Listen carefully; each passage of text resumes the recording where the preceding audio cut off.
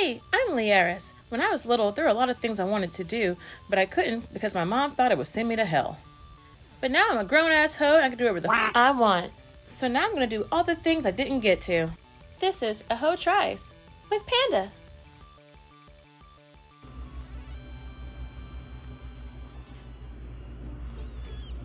Am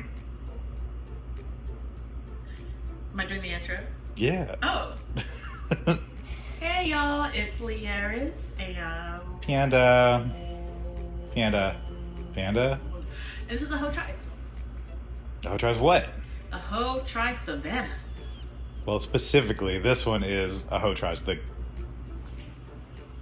Graveface Museum. The Graveface Museum. Which is in Savannah. Which is in Savannah. Downtown Savannah.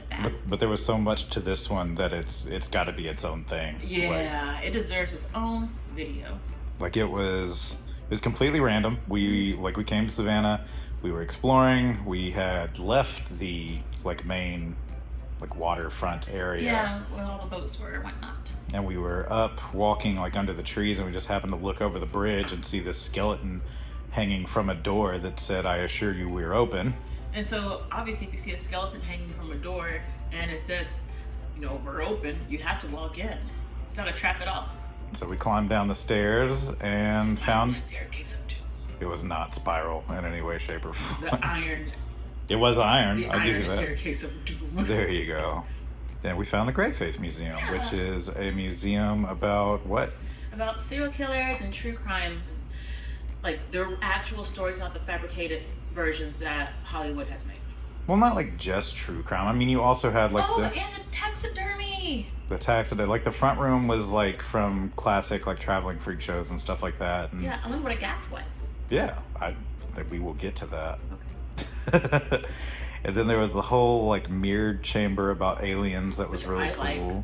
And then there was a whole section about the Church of Satan, right? Yeah, which was really neat. Yeah. Yeah.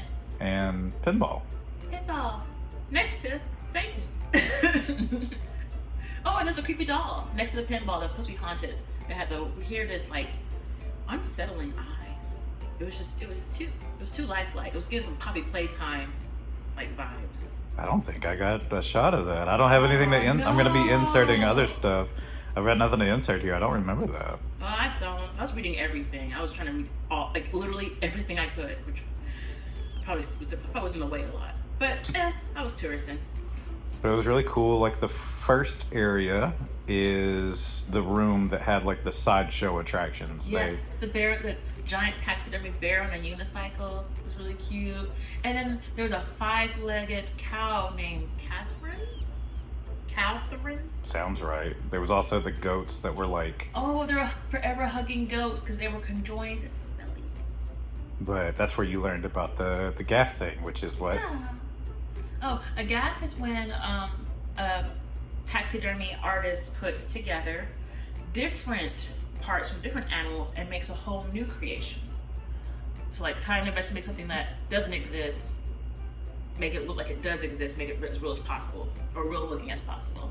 Yeah, and a lot of times those are the fake things that you would see at traveling circuses and stuff like that. Yeah. Like the mermaid one, what was it called? It looked like the grandfather of Gaff. I can't remember what his name is. I can't either. I remember that he was a former sheriff. Yeah. I knew that was a thing. And the first one he did, he took a fish, some kind of, it was a doll or something, and his wife's hair and some cat teeth, and a mermaid. It was actually parts of, it had his wife's hair and his cat's teeth. It was specifically things that were important to him, which was just wild. Yeah, it's wild. And then he made shrunken heads, but he decided that he wanted his gaffs to look a little bit more realistic. I think the shrunken heads are the ones that got him the most attention, right? Well, only the one shrunken head was real. The other two were fake. I was getting to that. I was gonna drop the truth bomb. Yo, this one's real. Because he was desecrating graves, but he got away with it because he's a sheriff. But I don't I don't know if he was the one that made the real shrunken head. I think that might have been somebody else that made it. Okay. Yeah. This is all detail that you can get if you go to the Graveface Museum. Yeah. They even have an Look at my chest. Like, yeah, we're going to give you our version of the rundown, but I mean, we don't. Yeah, I definitely think you should go to the museum, or at least look them up. They are so cool. Everyone there was so nice and so knowledgeable, and I deeply, deeply appreciate the fact that when it came to talking about the horrible, disgusting serial killers, they did not romanticize them. They called them horrible and disgusting, and told what exactly they did in the most honest and graphic way possible. And that was a really cool part about the there's a full Ed Gein exhibit where like the bottom floor is essentially like the haunted house version. It's all the fake stuff. Like you see like chairs that are upholstered with like humans and the lampshades and all that, and then you go upstairs and they tell you like, hey, all that crap's fake. None of that was real. And they even show you images of like the actual real stuff. The only that really got to me with that was the woman that they did find. Yeah, that was hanging. The last victim. Yeah. And the idea that he almost got away with it. And I'm so close to getting away with it is horrible. And did like officially get away with the other two that they know he did, because the cops went in without a warrant. Right. So all that evidence, like bags, like garage full of evidence. And apparently this museum is like one of the only places that, because they got it from the estate of like one of the interrogators. Okay. No, the family member was with the other exhibit. Yeah. But with this, it was like one of the interrogators or the guy that did the lie detector on him. Yeah. So they got this like crime scene like images and stuff like that were crazy. Yeah, it was jarring to actually see the crime scene photos. Yeah. And I would definitely recommend, if you have kids, don't bring them. Please. Yeah. It's a lot. It's a lot, but and definitely like there's some other stuff there that we haven't talked about yet that I'd rather not, just so like if you do get a chance to come out to Savannah and go, you can still be surprised by that stuff, because there were like aspects of specifically that exhibit on the stairs, the stuff that was there. Oh yeah. That like I had no idea anything about, that like it will definitely be a cool treat if you are into that kind of stuff and you get down there. And right outside that exhibit is a pinball area. Yeah, it was fun, although one of the machines didn't work. I'm sure they get up and working again.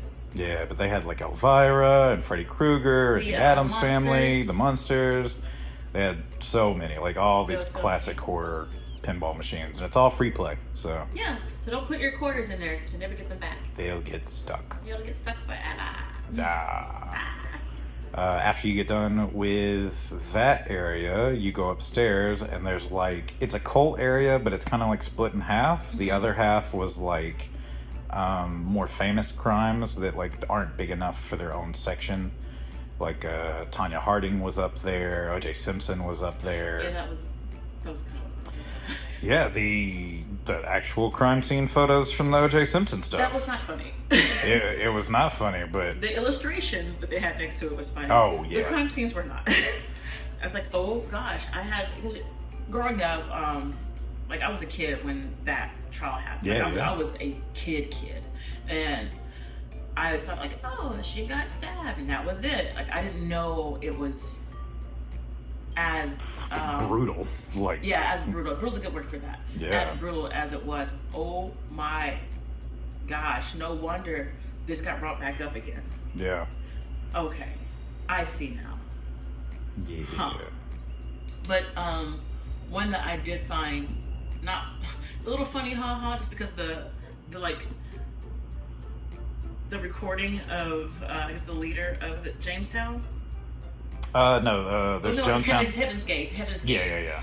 Just the recording, them like trying to explain, like, the girls wear loose clothes, the guys wear loose clothes. Guys wear tight clothes too, but we want to make sure everything's genderless and yada. I'm like, just say you like boys.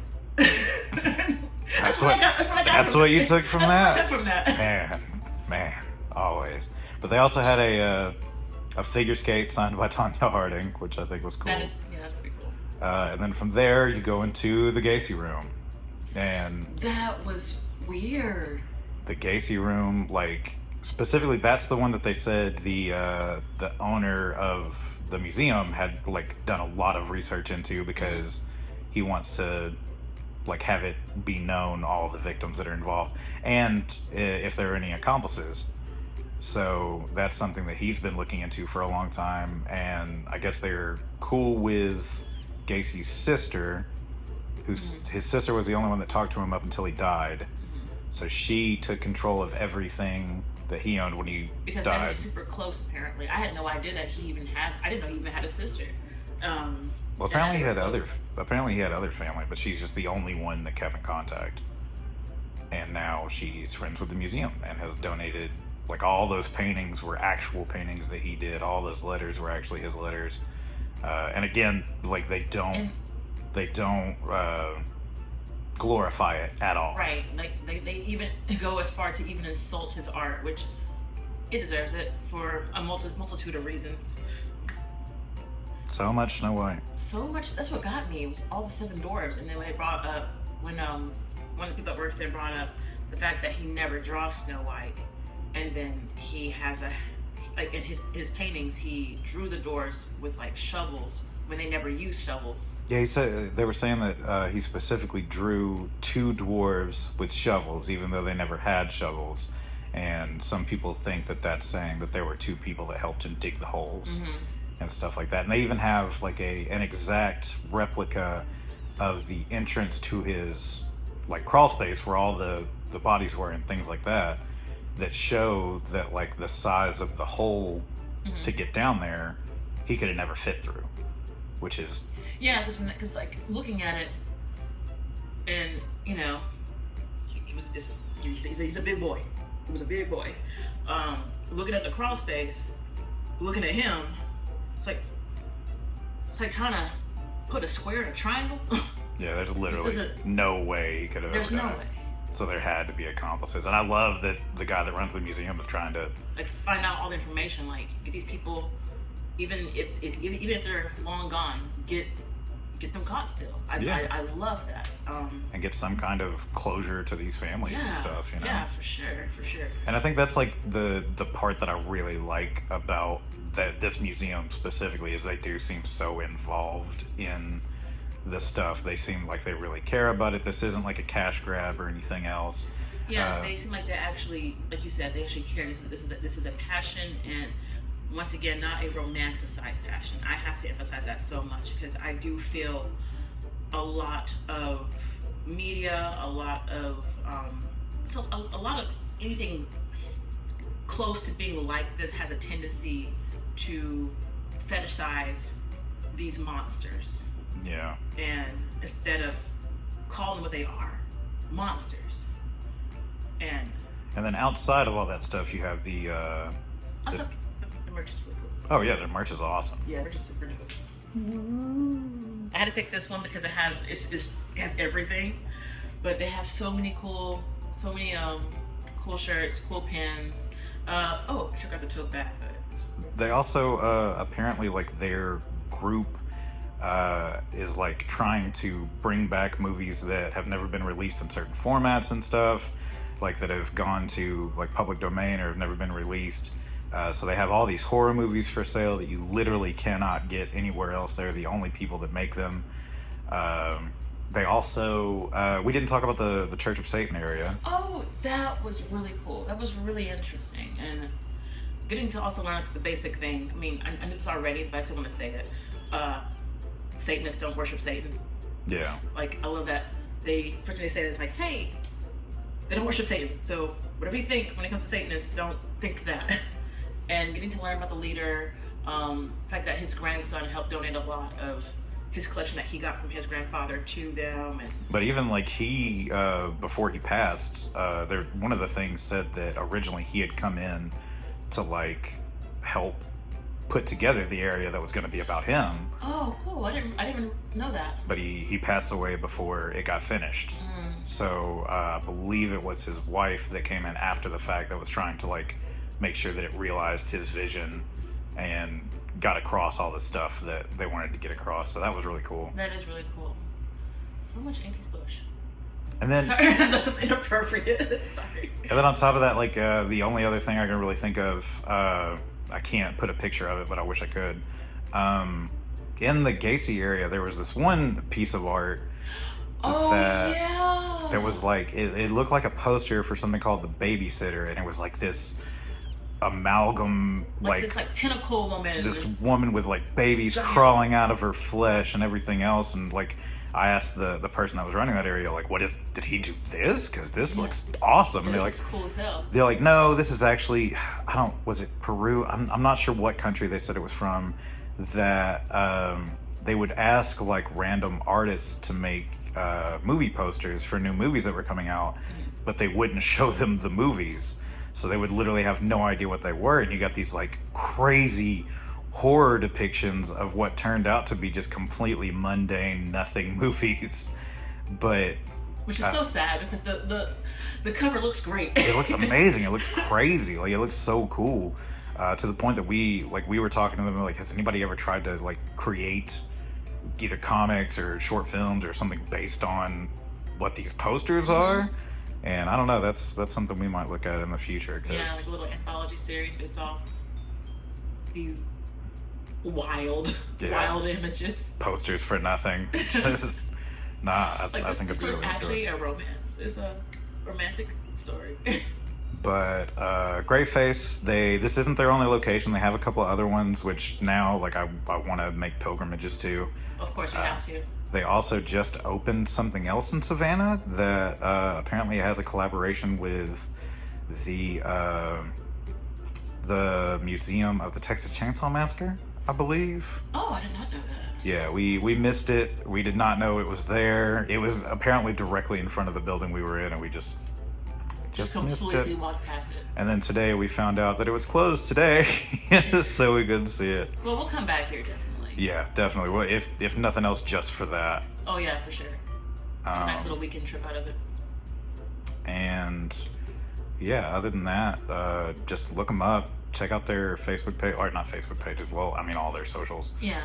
It seems like they have a pretty good presence on Insta. Yeah, I was looking at them earlier. They have some really cool stuff on there. And also, like, once again, everyone that worked there, we had the pleasure of meeting. They were so nice, and if y'all see this, thank y'all so much for just being awesome and kind and knowledgeable and just really cool people. And also, I'm going to try to get this up tonight, just because they also put out a thing today. Apparently, they also had a concert venue in Savannah that is going to be closing at the end of the month. It was like the only all-ages concert venue in the area. But to kind of, see it off, they're doing concerts all month, like every weekend. Definitely check it out. If you're anywhere in the area, go see them and, help them say goodbye to this thing that apparently was going for like 3 years. So. Well, I wish we could do it. Well, I don't think we can make it back next week. I don't think we can either, but... I'm tired. Me too. I gotta get back to getting sober. Yeah. So I think with that, let's say our so long, farewell. Auf Wiedersehen, adieu. Auf Wiedersehen, adieu. Adieu, adieu, to you and you and you. Yeah, these walls. The walls of this shitty hotel are like paper thin, so like the cops probably just got called. So you guys have a great night. Bye. Bye.